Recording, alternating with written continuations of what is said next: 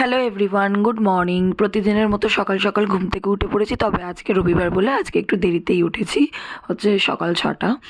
তো উঠে আমার সব বাসি কাজ সারা হয়ে গেছে। তো এখন চলে এসেছি রান্নাঘরে, প্রতিদিনের মতো গরম জল খেয়ে নিচ্ছি। আর এদিকে হচ্ছে আমার লিকার চাও হয়ে গেছে মা বাপির জন্য, আর এদিকে আমার দুধ চাটাও বসিয়ে দিয়েছি। তো আজকে একটু আমার জন্য চাটা বেশি বানিয়ে নিয়েছি, কারণ যেদিনকে আমি বাড়িতে থাকি একটু বেশি চা লাগে, আর কিছুই নয়, কাজে এনার্জি পাওয়ার জন্য এটা আমার লাগে।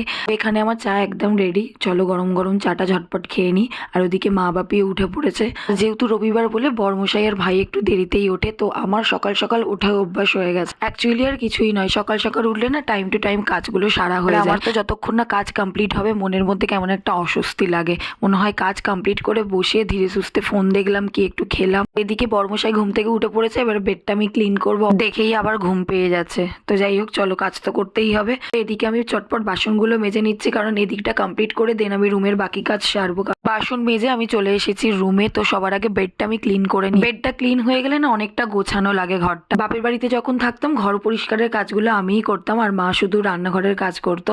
প্রায় প্রতিদিনই একটা কাপড় নিয়ে হালকা হাতে এইভাবে ফার্নিচারগুলো মুছিনি, কারণ কি রাস্তার ধারে ঘর তো প্রচন্ড ধুলো পড়ে, আর অনেক দিন রুমগুলো ডিপ ক্লিন করা হয়নি। ডিপ ক্লিন মানে হচ্ছে ওপর থেকে ওইগুলো নামিয়ে পরিষ্কার করা, পাখা পরিষ্কার, ঝুল ঝাড়া, অনেক কাজ বাকি আছে। তো সেগুলো হচ্ছে উইন্টার ভ্যাকেশন পড়লে করব। চলো, ঘড়িতে 9টা মতো বাজে, সবে আমাদের রুমটা ক্লিন হয়েছে, এখনো ভাইয়ের রুমটা বাকি। ততক্ষণে আমি ছাদে চলে এলাম গাছে জল দিতে। আর ওদিকে দেখি বড়মশাইও চলে এসেছে, কারণ ও গিয়েছিল হচ্ছে বাইক সারাতে। তো ওকে বললাম চা খাবে, বললো হ্যাঁ খাবো। সচরাচর ও চা খায় না।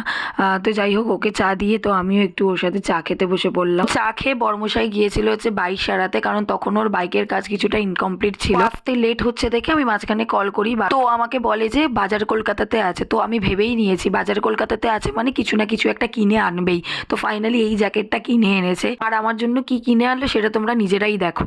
আমার জন্য ছেঁড়া মোজা, আর নিজের জন্য জ্যাকেট।